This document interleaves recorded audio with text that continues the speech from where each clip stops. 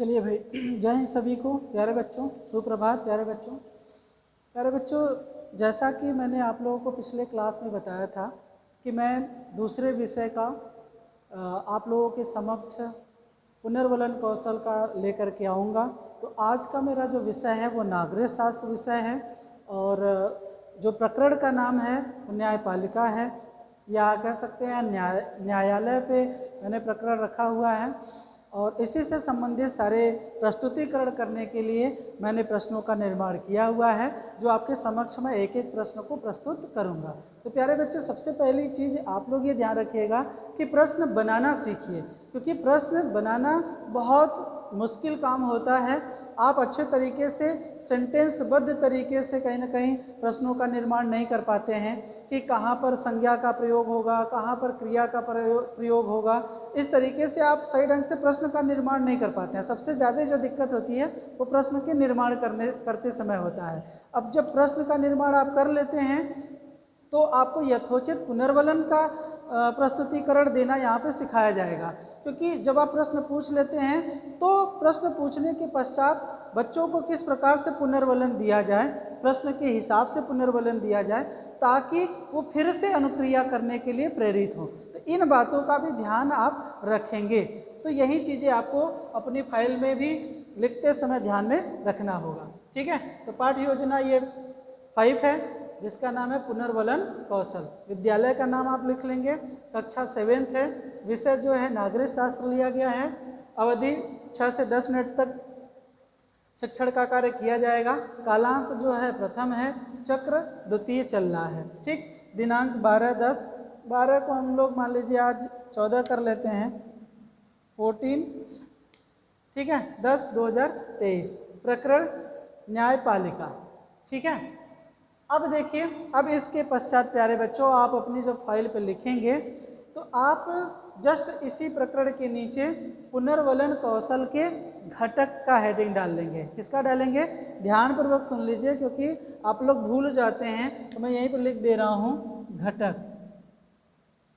ठीक है, घटक आप लिख लीजिएगा पुनर्वलन कौशल का। मैंने एक क्लास लेकर के आप लोगों को सारे घटक बता रखा है, तो उन्हीं घटकों को आप यहाँ पे लिख लेंगे।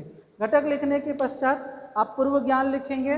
तो लिख लीजिएगा पूर्व ज्ञान के रूप में कि छात्र छात्राओं को न्यायपालिका के विषय में सामान्य जानकारी है।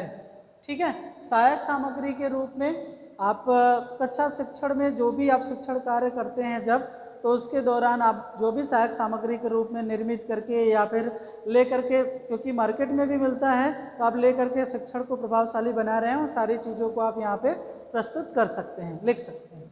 ठीक, अब उसके पश्चात जो हेडिंग रहेगा वो रहेगा पुनर्वलन कौशल का प्रस्तुतिकरण। अब प्रस्तुतिकरण में ध्यान दीजिएगा कि इस तरीके से यहाँ पर प्रश्नों का निर्माण किया गया है। तो ये सारणी बनेगी जिसमें सीरियल नंबर, छात्राध्यापक कथन, छात्र कथन और घटक लिखा हुआ है। प्यारे बच्चों, हो सकता है आपको घटक का सारणी नहीं दिख रहा हो, तो मैं आप लोगों को दिखा दे रहा हूँ यहाँ पर। पहले इसको सही से आप सारणी देख लीजिए। ठीक है, अब आपको सही ढंग से दिख रहा है सारणी। ठीक, अब यहाँ पर देखिए मैंने जो प्रश्न का निर्माण किया हुआ है, पहला प्रश्न है, प्रश्न पूछा गया छात्राध्यापक के द्वारा कि जब व्यक्ति का किसी से झगड़ा हो जाता है तो वह न्याय प्राप्त करने के लिए कहाँ जाता है। ठीक है, तो अब बच्चे बताएंगे कि न्यायालय में वो न्याय प्राप्त करने के लिए जाता है। ठीक, अब सामान्य सा प्रश्न था, बच्चे इसका रिप्लाई दे देते हैं, तो हमने क्या किया, स्वीकृति में सिर हिला दिया कि ठीक है, सिट डाउन।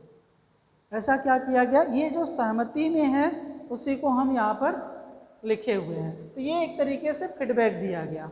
ठीक, आप चाहें तो इसके अलावा, जैसे सही उत्तर मिल गया न्यायालय में, तो आप मुस्कुरा के भी ऐसे, बहुत, तो आप कुछ बोलिए मत, सिर्फ क्या करिए, ऐसे स्माइलिंग फेस पे करके उसको बैठा दीजिए। इसका मतलब ये है, वो समझ जाएगा बच्चा, इसको पुनर्वलन दिया गया कि उसका उत्तर सही है। ठीक, तो यहाँ पे आपको मैं 2 बता रहा हूँ, लेकिन लिखना किसी एक को ही है। तो आप क्योंकि ये छात्र अध्यापक दे रहा है तो इसी प्रश्न के जस्ट नीचे लिखा जाएगा, इसके सामने मत लिखिएगा, इसके जस्ट नीचे ही ये लिखा जाएगा कि स्वीकृति में सिर हिलाते हुए। ठीक है। अब उसके पश्चात दूसरा प्रश्न पूछा गया है कि उसे सबसे पहले क्या कार्य करना पड़ता है। तो अब बच्चा बताएगा कि थाने में जाकर के उसको FIR दर्ज करानी पड़ती है। ठीक। अब यहाँ पर प्रश्न जो था थोड़ा सा कठिनाई स्तर अधिक थी। अब ऐसा अगर वो बताता है तो आप क्या लिखेंगे यहाँ पर, या फीडबैक देंगे शाबाश, ऐसा बोल करके उसको बैठा देंगे। ठीक। अब उसके पश्चात तीसरा प्रश्न है कि उसके बाद उस रिपोर्ट के आधार पर कौन कार्यवाही करता है। ठीक है। तो उस रिपोर्ट के आधार पर पुलिस जानकारी प्राप्त करती है। अब ऐसा प्रश्न का रिप्लाई बच्चे करेंगे तो यहाँ पर आप क्या करेंगे, प्रश्न बहुत ज़्यादा कठिन नहीं है, सबको पता है कि FIR दर्ज करा दिया जाता है तो पुलिस क्या करती है, आती है तो पहले जानकारी लेती है। तो ये सामान्य सा प्रश्न है और बच्चे कक्षा 7 की बता लेंगे। तो आप क्या कह सकते हैं, ठीक है। ये ठीक है कह करके उनको बैठा दीजिए। तो ये ठीक है क्या है, बच्चे के लिए पुनर्वलन दिया गया। उसके पश्चात दूसरा है पुलिस फिर क्या कार्य करती है। तो जैसे कि जानकारी प्राप्त कर ली और उसको जो दोषी लगा उसको क्या करेगी, दोषी को हिरासत में लेगी। ठीक। अब इसके पश्चात अगर ऐसा रिप्लाई बच्चे देते हैं या दिए तो हम क्या करेंगे, बच्चों को कहेंगे बिल्कुल ठीक, बैठ जाओ बेटा। तो अब क्या किया गया, बिल्कुल ठीक बोला गया, पुनर्वलन दिया गया। ध्यान दीजिएगा कि एक प्रश्न के लिए एक ही पुनर्वलन का प्रयोग करिएगा। जैसे ये प्रश्न पूछे, बच्चा ने बता दिया कि दोषी को हिरासत में लिया जाएगा, आप खुश होकर के कह दिए बहुत अच्छा शाबाश, ऐसा नहीं बोलना है। दो फीडबैक आप ध्यान रखिएगा नहीं देना है, एक ही फीडबैक आपको देना है। तो आपने क्या कहा, बिल्कुल ठीक। ठीक। अब उसके पश्चात पूछा गया प्रश्न कि अब दोषी को कहाँ ले जाया जाता है। अब बच्चे बताएंगे कि दोषी को मजिस्ट्रेट के सामने प्रस्तुत किया जाता है। अब प्रश्न क्या है, थोड़ा सा कठिन है, तो अब इसको हम लोग क्या कहेंगे कि शाबाश। या फिर अगर ये आप नहीं लिखते हैं तो या फिर आप बच्चे का क्या ले सकते हैं कि क्या नाम बेटा बताया बच्चा अपना, तो कहा उसने राजेश। बहुत अच्छा, राजेश ने बहुत अच्छा रिप्लाई दिया भाई। हाँ, तो उसका नाम भी आप संबोधन करके इस तरीके से यहाँ पर उत्तर लिख सकते हैं। ठीक है प्यारे बच्चों, तो ये प्रश्न निर्मित किया गया है। अब इसके बाद जो प्रश्न है उसको ध्यान से देखिएगा। चलिए प्यारे बच्चों, अब देखिए उसके पश्चात जो प्रश्न है, मजिस्ट्रेट का क्या कार्य है। अब बच्चे बताएंगे मजिस्ट्रेट दोनों पक्षों को सुनता है और साक्ष्यों के आधार पर निर्णय लेता है और दोषी को क्या करता है, सजा सुनाता है। अगर ऐसा रिप्लाई बच्चा देता है तो आप क्या करेंगे पुनर्वलन के रूप में, शाबाश, बैठ जाओ बेटा। ठीक। अब उसके पश्चात है 7वां प्रश्न कि यदि दोषी इस सजा से सहमत न हो तो वह क्या कर सकता है। ठीक है। तो अगर दोषी इस सजा से सहमत नहीं होता है तो उच्च न्यायालय में अपील कर सकता है। ठीक। अगर ऐसा बच्चा रिप्लाई करता है, जानते ही हैं बच्चे रिप्लाई करते हैं, तो आप क्या कहेंगे, बहुत अच्छा। ठीक, इस प्रकार से आप फीडबैक देंगे यहाँ पे, तो इसके जस्ट नीचे लिख देंगे। अब उसके पश्चात है उत्तर प्रदेश में उच्च न्यायालय कहाँ स्थित है। बच्चे बता लेंगे कि उच्च न्यायालय इलाहाबाद में स्थित है, तो आप कहेंगे गुड। ठीक। अब उसके पश्चात है उच्च, ये देखिए गुड, वेरी गुड, एक्सीलेंट, ये सब फीडबैक आपको प्रश्न के हिसाब से ही देना पड़ेगा प्यारे बच्चों। तो इसलिए आप ध्यान रखिए कि प्रश्न किस स्तर का है। ठीक है। तो आप हिंदी में, अंग्रेजी में भी बच्चों को प्रोत्साहित करने के लिए, पुनः उत्तर प्राप्त करने के लिए कहीं ना कहीं इस तरीके का आप फीडबैक देंगे। ठीक है। उच्च न्यायालय सेशंस न्यायालय के फैसले में क्या परिवर्तन कर सकता है। ठीक है। तो वह दोषी को सजा को यथावत रख सकता है या फिर सजा को क्या कर सकता है, कम भी कर सकता है। अब इस प्रकार का अगर वो उत्तर देता है तो आप क्या कहेंगे, एक्सीलेंट। ठीक है। ऐसा करके उसको बैठाएंगे। तो एक्सीलेंट यहाँ पर जगह नहीं था इसलिए मैंने नहीं लिखा, आप यहाँ पे लिखेंगे एक्सीलेंट या फिर वेरी गुड। तो जो आपको अपने प्रश्न के हिसाब से लग रहा है उस तरीके से आप पुनर्वलन बच्चे को देंगे। ठीक, अब उसके पश्चात प्रश्न पूछ लिया गया है कि उच्च न्यायालय से ऊपर कौन सा न्यायालय है जहां भारत के नागरिक अपील कर सकते हैं। तो उच्च न्यायालय से ऊपर उच्चतम न्यायालय है जो देश का सर्वोच्च न्यायालय कहा जाता है प्यारे बच्चों। ठीक है, अगर ऐसा रिप्लाई करते हैं तो आप कहेंगे कि खड़े हो बेटा, इनके लिए ताली बजाया जाए। ऐसा रिप्लाई अगर बच्चे देते हैं तो आप क्लैपिंग करवा सकते हैं, उनका नाम ब्लैक बोर्ड पे लिख सकते हैं या उसका उत्तर ब्लैक बोर्ड पे लिख सकते हैं, जिससे लगेगा कि इस बच्चे ने बहुत अच्छा या शानदार उत्तर दिया है। ठीक है, तो इस तरीके से आप क्या कर सकते हैं, पुनर्वलन बच्चे को देंगे। ठीक, अब उसके बाद प्रश्न पूछा गया है सर्वोच्च न्यायालय कहाँ स्थित है, और बच्चे इसका उत्तर देंगे कि दिल्ली में स्थित है। ठीक है, अब यहाँ पर आप क्या करिए, स्माइलिंग करके हमें अशाब्दिक संप्रेषण भी करना है ना, तो क्या करिए, मौखिक रूप से आप स्माइलिंग ऐसे थोड़ा सा हंस करके आप उसको बैठा दीजिए।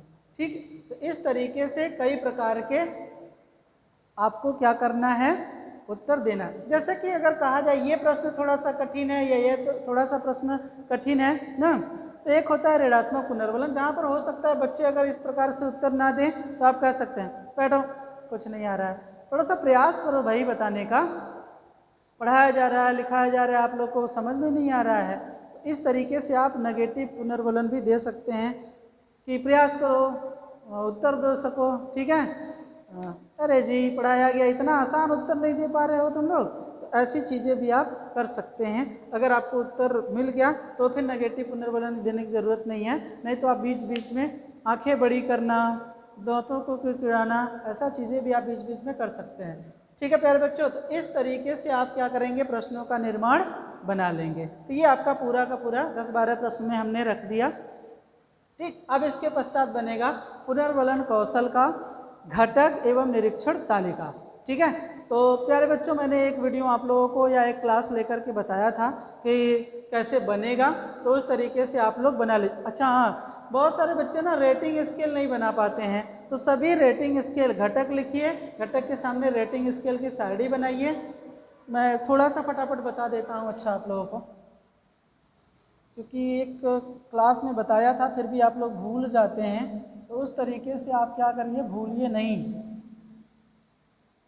और भूल जाएंगे तो फिर नहीं समझ में आएगा। तो यहाँ पे क्या हेडिंग डालेंगे आप, घटक एवं निरीक्षण तालिका। ठीक है, अब उसके पश्चात आप यहाँ पर क्या लिखेंगे, घटक लिखेंगे प्यारे बच्चों। तो घटक जितने भी हैं 1 2 3 4 5 6 7 ऐसा आप घटक पहले क्या करिए, इसको लिख डालिए ऐसे क्रमबद्ध तरीके से। उसके बाद यहाँ पे क्या रहेगा, तो यहाँ पे रहेगा रेटिंग स्केल। रेटिंग स्केल के लिए प्यारे बच्चों 2 तरीका हमने बता रखा है, या तो आप चाहें तो इसमें 3 कॉलम बना लीजिए, जिसमें एक रखिए नगण्य और दूसरा रखिए औसत और तीसरा रखिए अधिक। नगण्य में आप 0 1 लिखेंगे, औसत में 2 3 4 लिखेंगे और इसमें 5 6। तो हर एक घटक के सामने इस तरीके से आपको लिखना पड़ेगा। ठीक है, सभी घटक जितने घटक हैं उन सब घटकों के सामने आपको इस तरीके से लिखना पड़ेगा, ताकि जब आप शिक्षण कार्य कक्षा में किए थे तो उस दौरान ये टीचर क्या करेगा, रेटिंग स्केल लगा पाएगा कि आपने कितने अच्छे तरीके से इसका प्रस्तुतिकरण किया है। तो ये घटक लिखा जाएगा और इसके ठीक सामने पूरा बना लीजिएगा, ध्यान रखिएगा इस तरीके से पूरा बना करके, तब ये सारणी कंप्लीट होती है।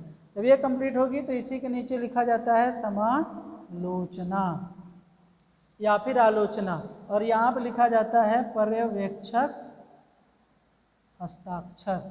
और इसी सीरियलबद्ध तरीके से 1 2 3 अपन न लिख दीजिएगा, समालोचना टीचर करेगा और इसी के जस्ट नीचे क्या लिखा जाता है, दिनांक। ठीक है। तो इस तरीके से कहीं ना कहीं आपका पुनर्वलन कौशल का प्रस्तुतिकरण आप क्लास में करते हैं प्यारे बच्चों, और फाइल पे इस तरीके से जैसे मैंने बताया उस तरीके से लिखी जाती है। आई होप आप लोगों को समझ में आया होगा, और जहाँ भी आपको कुछ भी डाउट हो रहा है, क्लियर नहीं हो पा रहा है, उस तरीके से आप क्या करेंगे, कमेंट करके पूछ सकते हैं। ठीक है। तो नेक्स्ट क्लास में प्यारे बच्चों आप लोगों को मैं व्याख्या कौशल का प्रस्तुतिकरण करूंगा, और उदाहरण कौशल भी आप लोगों को उसी समय बता दूंगा। तो इसलिए आप लोग निरंतर क्लास करिए। अगर क्लास मिस होगा तो जो मैं आपको बता रहा हूँ वो कंटिन्यू आप नहीं सीख पाएंगे। इसलिए कंटिन्यू सीखना है तो कहीं ना कहीं निरंतर आपको क्लास करना पड़ेगा। ठीक है। तो कल आपको क्लास तभी देख पाएंगे या आप पढ़ पाएंगे जब आप कंटिन्यू क्लास में बने रहेंगे। ठीक है। चलो कल मिलते हैं।